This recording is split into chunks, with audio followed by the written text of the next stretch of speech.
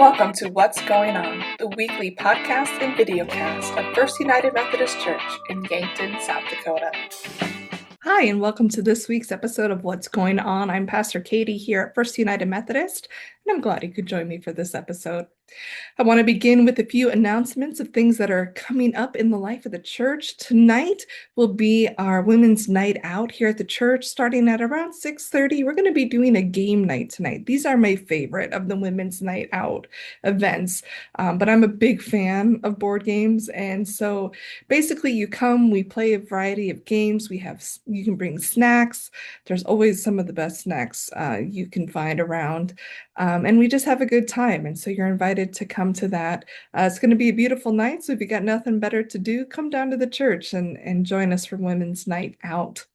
This Sunday is Camp Promotion Sunday, and so we are inviting you to wear your favorite camp clothes to support your favorite camp sites. We have 3 here in the Dakotas Conference. Lake Ponce Camp, which is where I used to work, my alma mater of camps, if you will. Storm Mountain Center, which I have bragged about recently having some of the best food I've ever had. And then up in North Dakota, we have Wesley Acres Camp, 3 wonderful campsites with a great variety of offerings for camp for children, youth, and adults, actually. And so if you think that camp is just for kids, you couldn't be more wrong. And I encourage you to pick up a brochure to see what maybe God is leading you to. Maybe you need some retreat time or an opportunity to gather with other people to spend some time away and focused on God. So wear your camp clothes this Sunday and encourage your children, your grandchildren, your neighbors, your friends to go to camp this summer. This Sunday afternoon, the Green Team rescheduled their movie that was going to be shown this last Sunday, but we had a snow day. So it's going to be shown this week at 4 o'clock in the sanctuary. And it's a movie about national, park in your lawn. So the idea is around native planting, I think, and how we can help to encourage ecosystems and things like that. So I think that'll be really interesting and fascinating. It's a great opportunity to explore and learn some of really practical things that we could be doing to help with creation care. And then we will have our Living Light worship service following that event at 5:30. Hold on. Please note that coming up, we have Holy Week not too far away. March 29th is Palm Sunday, and we will be having the Easter extravaganza following worship that day. That is when the youth kind of host a big event for all the kids of the church, including Easter egg hunts and games and fun things. So we want you to be a part of that. And then during Holy Week, we don't have any Wednesday night offerings. Instead, we encourage you to come to our 2 services, one on Maundy, Thursday at 7 p.m. and Good Friday at 7 p.m. And then on Easter Sunday, we will only be doing our worship service in the morning at 10 o'clock and no Living Light service that night. It's a lot of information for you. You'll be able to find all of that as well as we promote things in our bulletin on if you aren't signed up for our Friday emails, you can do that and see all of the announcements and things as well in there. We also have our monthly newsletter that's going to be going out shortly for the month of April. And then we are looking at some different ways. One of the things we realized with this recent snow day is with the changes to the Remind app that no longer push out text messages, even if you are signed up for them and had received them in the past. Remind reserves that function only for schools now. That was a change that was made in the app about a year ago. So if you have the Remind app, you can still get messages from the church. But if you had been relying on Remind to send you text messages, you have not been receiving our Remind messages probably for about a year now. And so we're looking at other ways of more reliable ways of getting information to you, especially on days like snow days. And so leadership team will be working on that, and hopefully we get something in place and ready to go so that the next time, but I would say always check Facebook if you can, call call staff, call me, text me if you have my number when you are concerned or have questions around a snow day. We do the best we can to get things out, but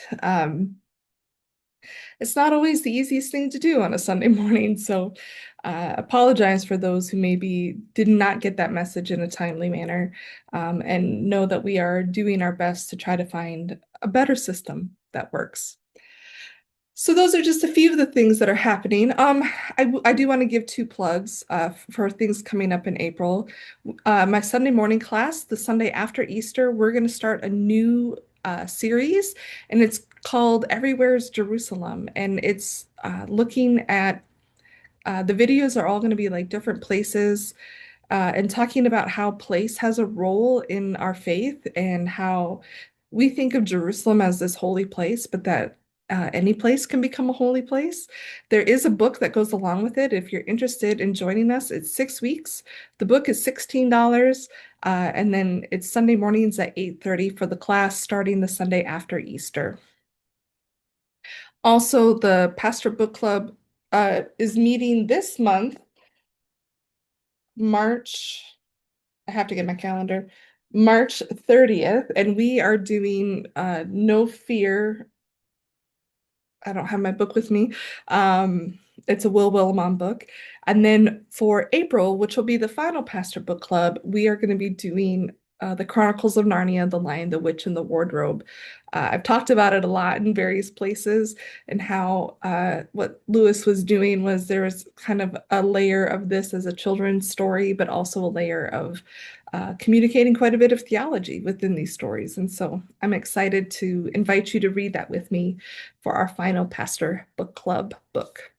All right, with all of that, today I want to talk about something that has been a lot in the news, a lot kind of around buzzwords around in Christian circles and political circles, and just to talk a little bit about kind of what it is and where it comes from and how do we engage it. And that is Christian nationalism. Um, uh, one of the challenging pieces of Christian nationalism is depending on who you talk to, how they define it. And depending on how you define it, how you engage with that, right? So there are some people that when they hear Christian nationalism, or even if they use that phrase, Christian nationalism, what they're talking about is, well, I'm a Christian and I'm, you know, patriotic in that, I love my country, and my Christian values should inform how I vote and how I engage in civic matters, so that it's Christian, but then like the national side of things. If that is what someone is talking about, one, that's appropriate.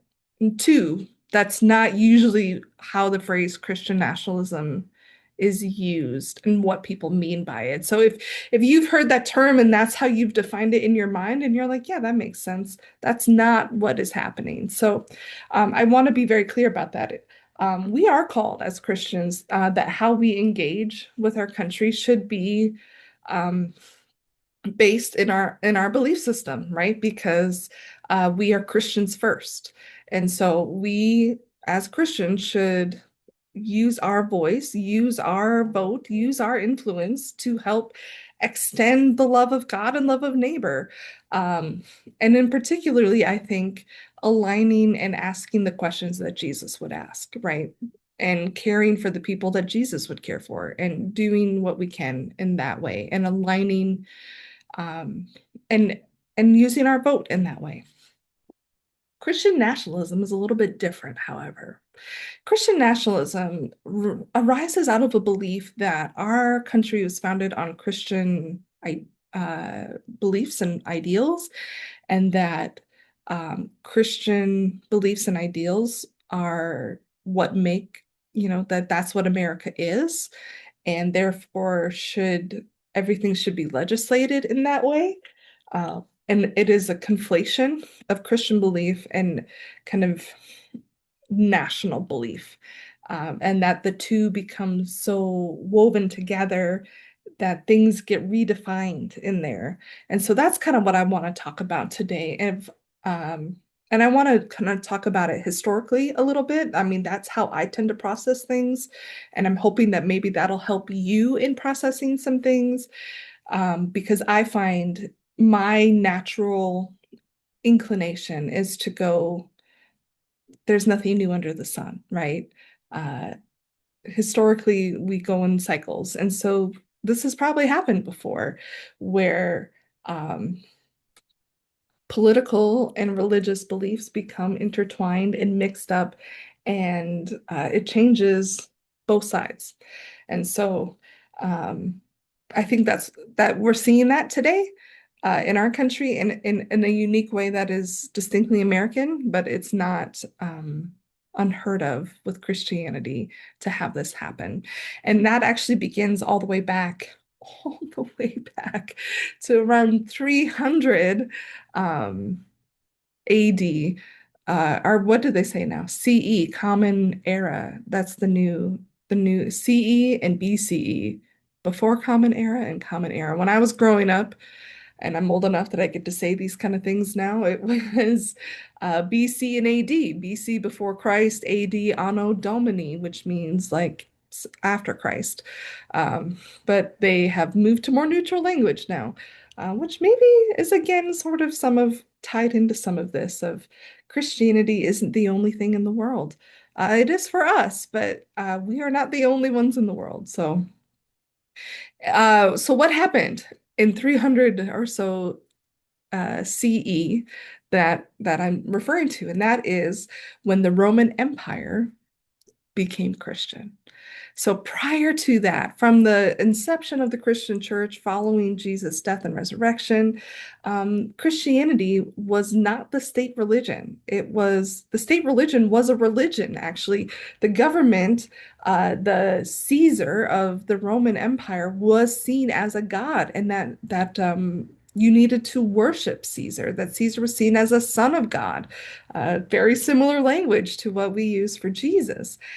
Which is why Christians were often persecuted, was because not because of things they were doing necessarily, um, but because they refused to participate in the state religion because they were monotheists. They only believed in God. I mean, Jewish was the same way. They were monotheists, so they only believed in God.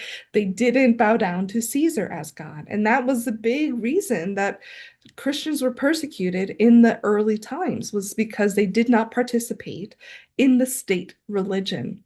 And it was a religion. It was a belief system where the ruler of the time was seen as a deity. And things changed under Emperor Constantine, and this might be a name that is familiar to you. But Constantine was going into battle, and it was projected that he would not win this battle. And so he has a dream or a vision that if he puts Chi-Rho on the shields, Chi-Rho are the Greek symbols, Chi and Rho, which is like CH and R for Christ, on the shields of his soldiers before going into battle, that he would win the battle, kind of saying in the name of Christ. And he does. And in doing so, takes Christianity from that point on as this kind of fringe religion to the state religion. He converts the entire Roman Empire uh, from this sort of state thing into Christianity. Now, in doing so, Christianity is no longer persecuted, but you also have um, it being married to kind of this already existing Roman government system, that they're not exactly compatible. And people are becoming Christian because they had to be Christian in order to be a Roman citizen. And so you start to have people confessing Christian faith without really believing it or understanding it, and using that to their own advantage. And so people would argue that, this is kind of the beginning of sort of nominal Christianity, because up until that point, to be a Christian had a massive cost to it. You could be persecuted, you could become a martyr for your faith. And then there's this massive switch to now Either you are a Christian or you are in trouble, right? Like either you claim this or that's it. And in switching everybody, it doesn't necessarily switch the Roman Empire and into the kingdom of God and following all these kingdom values. Really, it's kind of a switch in name mostly. I mean, it's not to say that there isn't genuine faith that comes out of this and people who are now free and safe to practice the religion, but you have a lot more people who are not fully invested in the faith, who are now part of the church, are part of the, you know, prevailing culture of the time. So that's the first time that we really see it. We see it all throughout Europe in the monarchies. You start to have this belief in divine right to rule with the kings and queens, where you have the Pope who is, you know, the one who kind of makes them king or queen. I forget what that's called, coronation.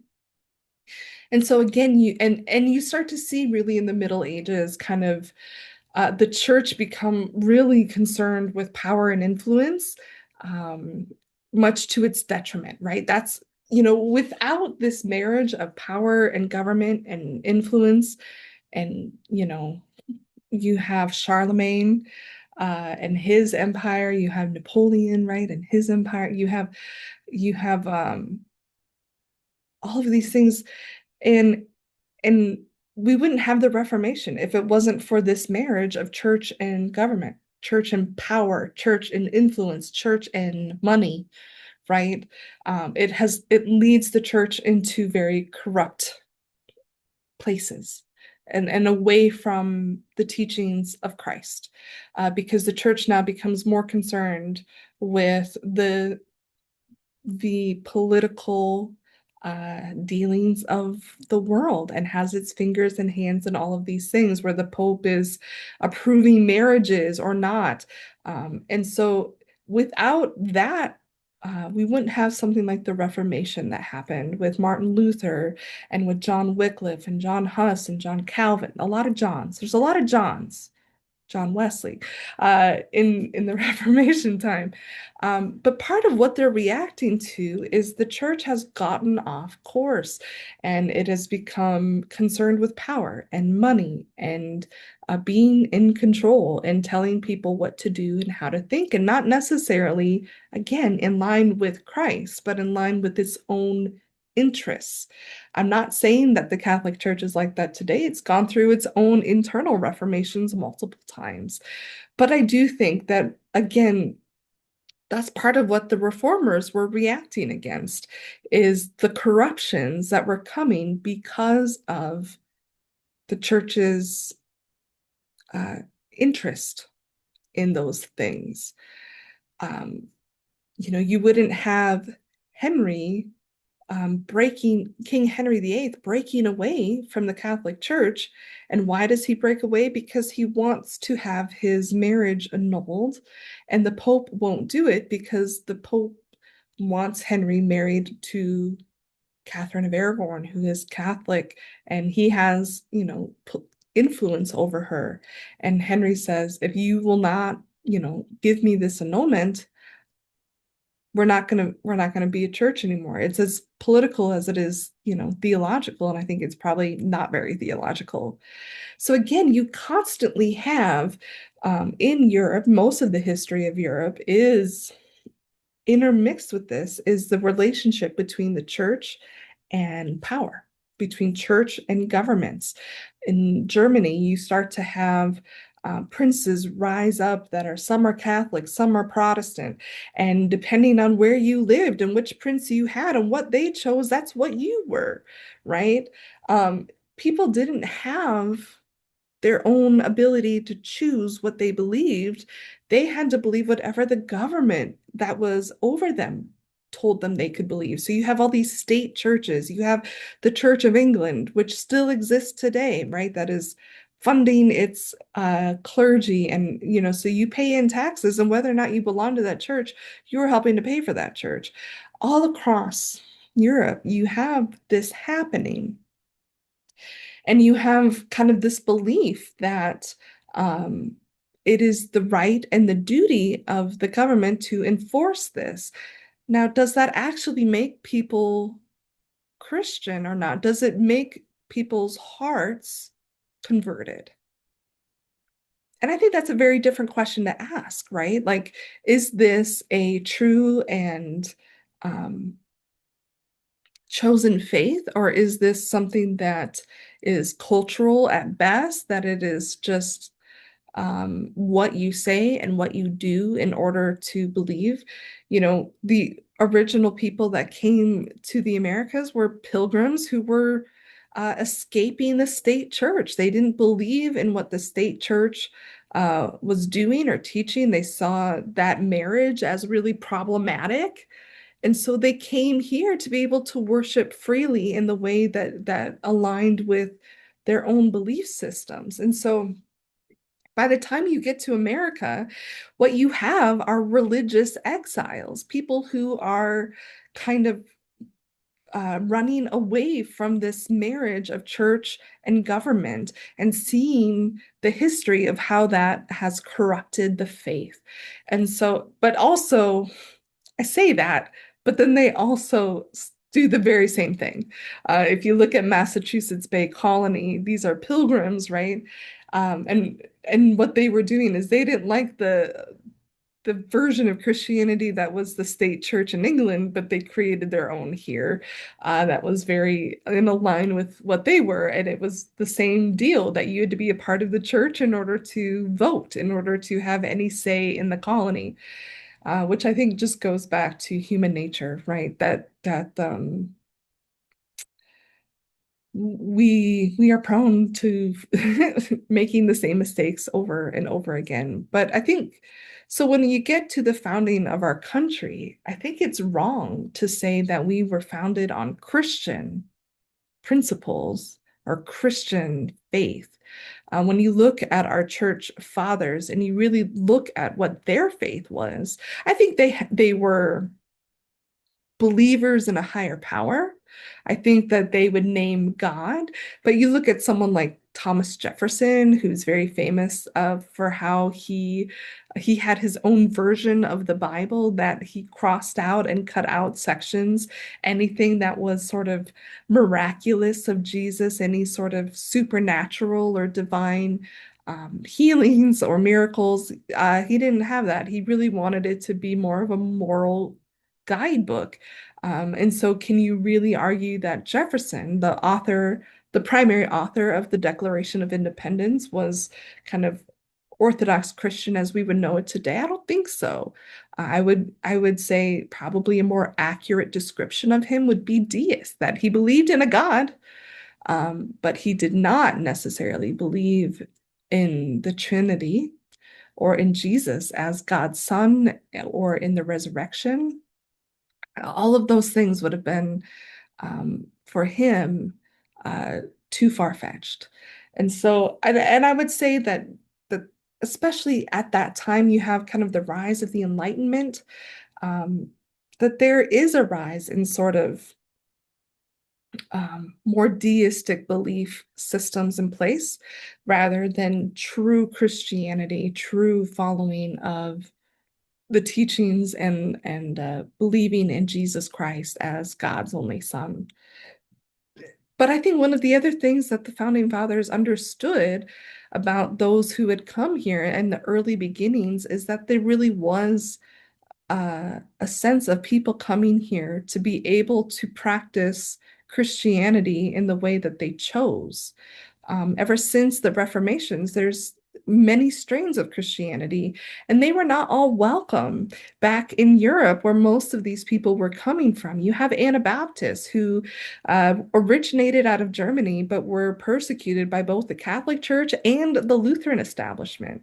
And so they come here, and that's you. Those are the strains that are Mennonite and Amish and um, those types of Christians. You know, your Baptists will eventually kind of come be influenced by that strain. You have the Quakers showing up in Pennsylvania, and you have in Rhode Island. You have again people seeking religious freedom, even in the colonies, right? Rhode Island becomes a safe haven for people who are not living in the spot where their sort of version of Christianity is prevalent, and they get kicked out. That's where they get to go. So I think the founding fathers understood that there was no unifying Christian understanding in the Americas. Even I think America was, or the states were predominantly Christian, but they were predominantly various sects and various strains and various denominations of Christian. And there wasn't an overarching unifying, this is the standard. In America. And so there's part of me that really doesn't understand kind of that argument or that narrative of the founding of the United States, because it just doesn't match with what historically we have. If you look at the writings of these people and understand kind of why people came. I do think it was primarily to practice various forms of Christianity, um, at least early on. I think as we continued to bring in more and more people, that's when other religions started to come as well. And then you have religions like the Church of Jesus Christ of Latter-day Saints, which is a uniquely American religion, right? Which I would also argue is not what we would consider kind of truly Orthodox Christianity. It's its own branch of things. Um, so I would say that uh, the writers, the intention of the Constitution is theistic. It's not atheistic. There is an assumption of God. I mean, we have that on our money. In God we trust. But I would say we as Christians understand that God to be our God. But I don't know that the God of the people who wrote those things, that it was predominantly Orthodox Christian as we would understand it today. I think it was much more nebulous, much more like uh, just a general idea that there's something greater than themselves. So I do want to state that because I think the movement that we have now toward Christian nationalism is putting a narrative on the founding fathers that is not accurate, because our country was founded that there isn't one type of Christianity or one certain branch or one certain denomination that is this is what America is about, or that to be American is to follow this belief system. And that is kind of ultimately, I think, the goal of Christian nationalism is to marry those two ideas together, that to be American is to also hold to a very specific branch of Christianity, that they are one and the same. And then to ultimately take whatever these beliefs are from that branch of Christianity and to infuse them into the legislation, into the government, to force all people to become that type of Christian. And I'm not okay with that. Um, Now, that might sound weird as a pastor, but let me tell you what I believe that we are called to do, and I want you to ponder whether or not this path of Christian nationalism does what I believe we are called to do. I believe that we are called to live out and share our faith and extend the kingdom of God, and my hope would be that the majority or even all of the people in our country or in our world would one day come to know the truth of Christianity, that there is a God who loves and cares for them, that Jesus Christ has given himself for us, to make forgiveness and reconciliation with God possible, that we can live a life that is motivated uh, and and saturated with love. I believe that, and I want that. But do I believe that that can be legislated into existence? No. I think Christianity is a religion that requires um, choice. It requires relationship. It requires repentance. And I don't think that those are things that come through the ballot box. I think those are things that come through churches being in their communities and Christians living out the gospel in a way that people can freely draw to them or not. And I also fully believe that there are very a wide number of Christian denominations and variations of our faith. And I think some of them are more faithful to the teachings of Christ than others.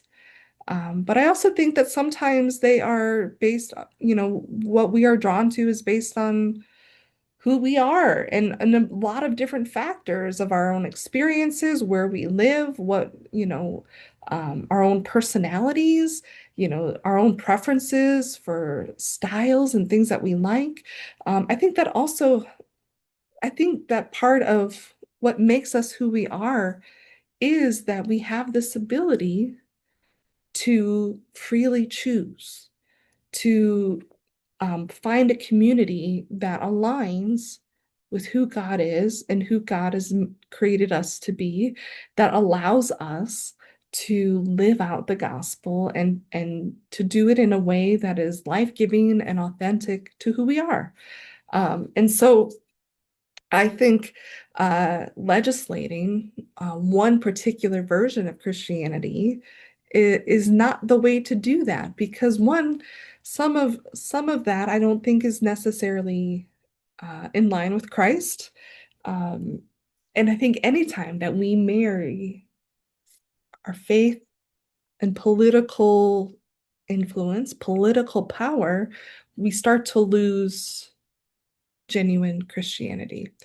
And one of the things that I think happens very often is we start to treat political figures as religious figures, and we start to treat politicians as prophets, and we start to hear in them what we believe to be the voice of God. And really, I think that's a pretty dangerous thing to do. Um, the way our political system functions is people do whatever they need to do to be elected, and they say what they need to say in order for you to um, trust them and to put your belief in them that they're going to fix whatever is wrong in your life. And so really they are taking away your trust and belief in God and putting it into them now.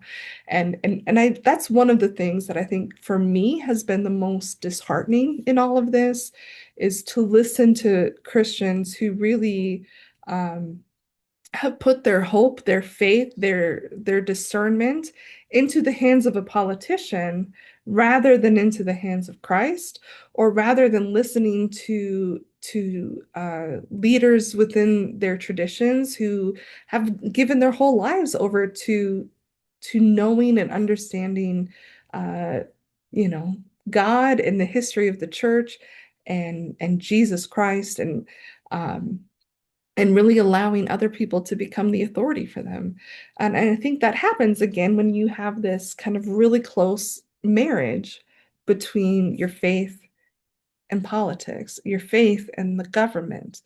Um, and the government begins to influence what the church says, what the church does, what the church believes. Um, and that's not great. That's not great. I think the church is always going to be better um, being sort of ground up kind of movement. I think that's the way that Jesus could have come and taken the Roman government over and become, the new ruler. And I think if that was the way that God intended to act in the world, God would have done it then. But God instead went to the margins and really Christianity was a movement that grew from the ground up, from people electing to come into it and be a part of it and not being forced into it.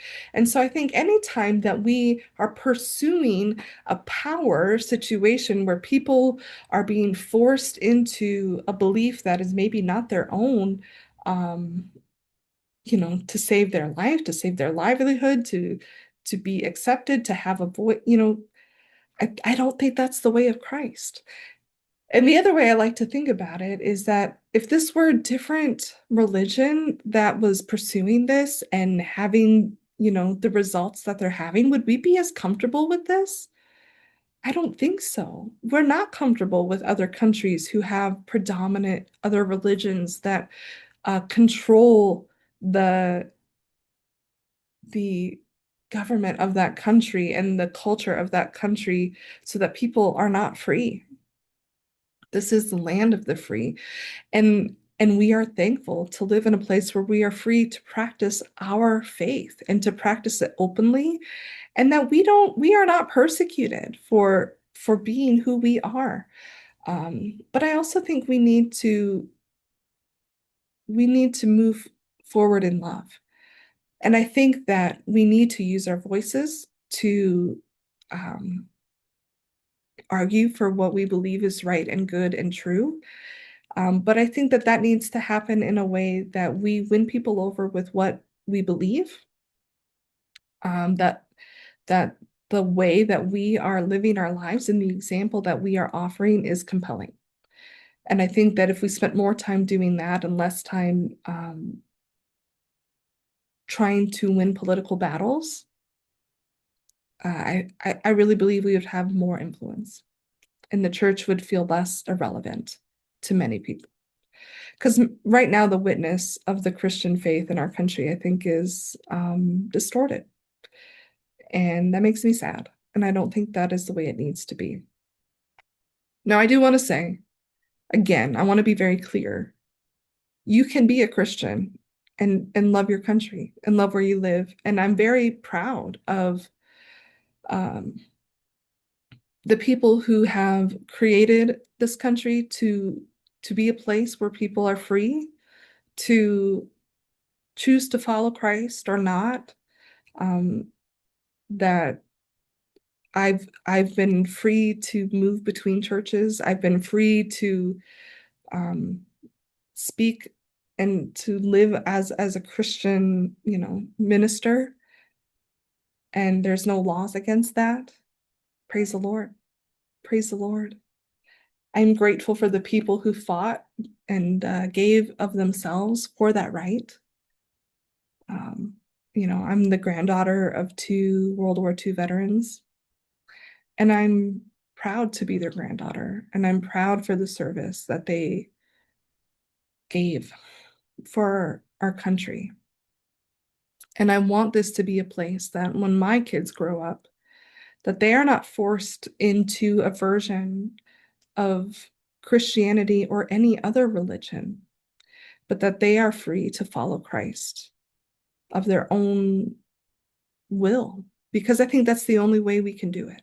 That's real and true and authentic, is to be able to respond to the call of Christ, not to someone else's call, not to someone else's will, not to someone else's idea of what this faith is, but to respond to the call of Christ and to go accordingly. And so I can love my country and be a Christian and be against this marriage of Christian nationalism that is around. And I hope that you can feel the same way. But you were free to disagree with me, because I think that's the point, right? All right, until next time, God bless. Thank you for joining us for this episode of What's Going On, a video and audio podcast of First United Methodist Church in Yankton, South Dakota. We'd love to have you join us for worship on Sundays at 10 a.m., either in person or via our live stream, which can be found at our website, www.firstumcyankton.org, or by searching First UMC Yankton on YouTube.